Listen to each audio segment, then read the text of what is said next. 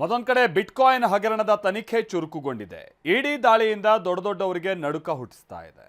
ಕಾಂಗ್ರೆಸ್ ಶಾಸಕ N A Harris ಅವರ ನಿವಾಸದಲ್ಲಿ 37 ಲಕ್ಷ ಹಣ ಪತ್ತೆಯಾಗಿದೆ.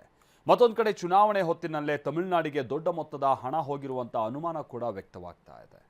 ನಮ್ಮನ್ನ ಟಾರ್ಗೆಟ್ ಮಾಡಲಾಗ್ತಾ ಇದೆ ಅಂತ ನಲಪಾಡ್ ಆರೋಪಿಸ್ತಾ ಇದ್ದಾರೆ. ಇಡಿ ಕೇಂದ್ರದ ಕೈಗೊಂಬೆ ಅಂತ ಮುಖ್ಯಮಂತ್ರಿಗಳು ಕಿಡಿಕಾರ್ತಾ ಇದ್ದಾರೆ. ಬಿಜೆಪಿ ಇದಕ್ಕೆ ಕೌಂಟರ್ ಕೊಡ್ತಾ ಇದೆ. ಬನ್ನಿ, ನಿನ್ನೆ ನಡೆದಂತ ಇಡಿ ರೇಡ್ ಸುತ್ತ ಏನಾಗ್ತಾ ಇದೆ ರಿಪೋರ್ಟ್ ಅಲ್ಲಿ ನೋಡ್ಕೋಬೋಣ.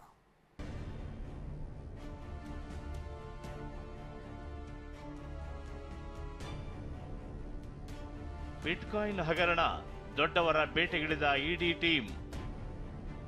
ಕೈ ಶಾಸಕ ಎನ್ ಎ ಹ್ಯಾರಿಸ್ ನಿವಾಸದಲ್ಲಿ 37 ಲಕ್ಷ ಹಣ ಪತ್ತೆ. ಚುನಾವಣೆ, ತಮಿಳುನಾಡಿಗೆ ದೊಡ್ಡ ಮೊತ್ತದ ಹಣ ಸಾಗಾಟ.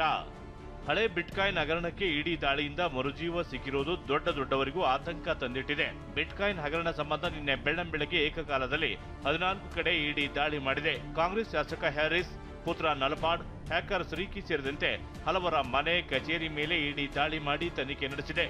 ದಾಳಿ ವೇಳೆ ಮಹತ್ವದ ದಾಖಲೆ, ಹಾರ್ಡ್ ಡಿಸ್ಕ್, ವಿದೇಶಿ ವ್ಯವಹಾರದ ಬ್ಯಾಂಕ್ ದಾಖಲೆಗಳನ್ನು ಇಡಿ ವಶಕ್ಕೆ ಪಡೆದಿದೆ. ಕಾಂಗ್ರೆಸ್ ಶಾಸಕ ಹ್ಯಾರಿಸ್ ನಿವಾಸದಲ್ಲಿ ಇಡಿ ದಾಳಿ ಅಂತ್ಯ ಆಗಿದೆ. ಆದರೆ ಮನೆಯಲ್ಲಿ ಲಕ್ಷ ಹಣ ಪತ್ತೆಯಾಗಿದೆ. ಇಡಿ ದಾಳಿ ವೇಳೆ ಬರೋಬ್ಬರಿ 37 ಲಕ್ಷ ನಗದು ಪತ್ತೆಯಾಗಿದೆ. ಫಸ್ಟ್ ರಿಯಾಕ್ಷನ್ ಕೊಟ್ಟ ನಲಪಾಡ್, ಇಡಿ ಅಧಿಕಾರಿಗಳ ಶೋಧದ ವೇಳೆ ಯಾವುದೇ ಹಣ ಸಿಕ್ಕಿಲ್ಲ, ಇದರಲ್ಲಿ ರಾಜಕೀಯ ಪಿತೂರಿ ಇದೆ ಅಂದ್ರು.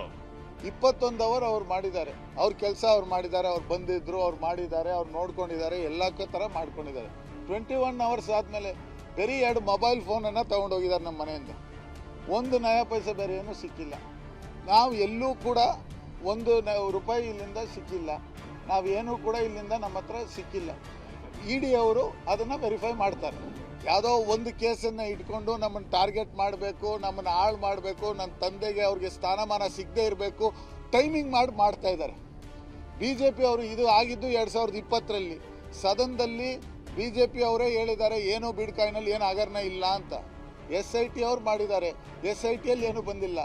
ಆದರೆ ನಲ್ಪಾಡ್ ಅವ್ರ ಮೇಲೆ, ನನ್ನ ಮೇಲೆ, ನನ್ನ ತಮ್ಮನ ಮೇಲೆ ಇವಾಗ ರೇಡ್ ಆಗಿದೆ. ಬಿಟ್ಕಾಯಿನ್ ಹಗರಣದಲ್ಲಿ ಇಡಿ ಎಂಟ್ರಿ ಬಗ್ಗೆ ಸಾಕಷ್ಟು ಅನುಮಾನ ಹುಟ್ಟಿಸುತ್ತಿದೆ. ಈಗಾಗಲೇ CID, SIT ತನಿಖೆ ಮಾಡಿದೆ.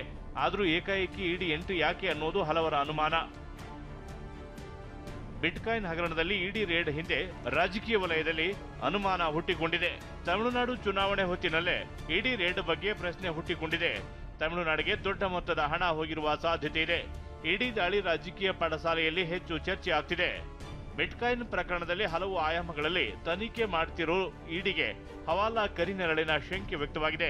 ಇದರ ಬಗ್ಗೆಯೂ ತನಿಖೆ ಮಾಡಲಾಗ್ತಿದೆ. ಇನ್ನು ಕಿಂಗ್ ಪಿನ್ ಶ್ರೀಕಿ ಮನೆಯಲ್ಲೂ ಇಡಿ ನಿರಂತರವಾಗಿ ಶೋಧಕ್ಕಿಳಿದಿದೆ. ಇಂದು 3 ಇಡಿ ತಂಡಗಳು ಶೋಧ ನಡೆಸಿವೆ.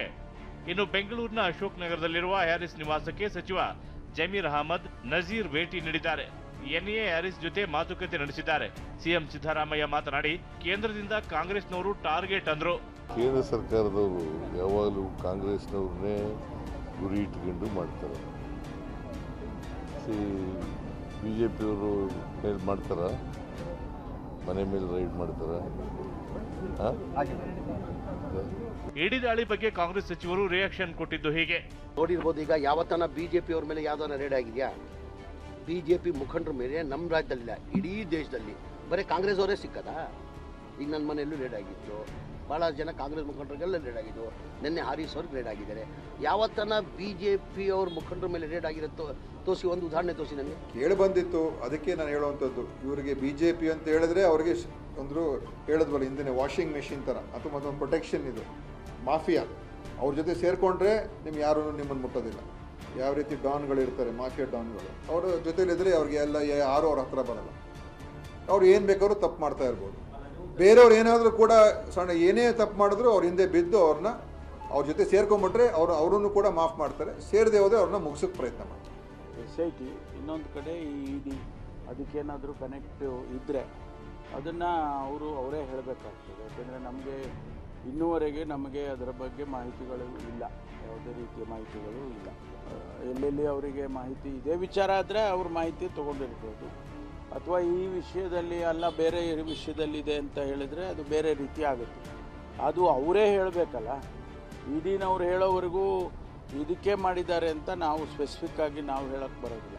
ಪ್ರಕರಣ ಮುಚ್ಚಿ ಹಾಕೋಕೆ ಎಸ್ಐಟಿ ರಚನೆ ಮಾಡಿದ್ರು ಅಂತ ಬಿಜೆಪಿ ಮಾಜಿ ಗೃಹ ಸಚಿವ ಆರಗ ಜ್ಞಾನೇಂದ್ರ ಗಂಭೀರ ಆರೋಪ ಮಾಡಿದ್ರು. SIT ರಚನೆ ಮಾಡೋದು ಒಂದು ಐವಾಷಿಂಗ್ ಇದು ಕಾಂಗ್ರೆಸ್ಸಿನ ಕಾಲದಲ್ಲಿ. ಅದನ್ನು ಮುಚ್ಚಾಕ್ಲಿಕ್ಕಾಗಿ SITಯನ್ನು ರಚನೆ ಮಾಡ್ತಾರೆ.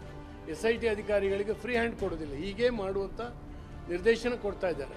ಅದೇನೇ ಹೇಳಿ ಬಿಟ್ಕಾಯಿನ್ ಹಗರಣಕ್ಕೆ ಮತ್ತೆ ಮರುಜೀವ ಸಿಕ್ಕಿದ್ದು ಇಡಿ ತನಿಖೆ ಯಾರ್ಯಾರಿಗೆ ಉರುಳಾಗುತ್ತೆ ಅನ್ನೋದನ್ನ ಕಾದು ನೋಡಬೇಕಿದೆ. Bureau report TV9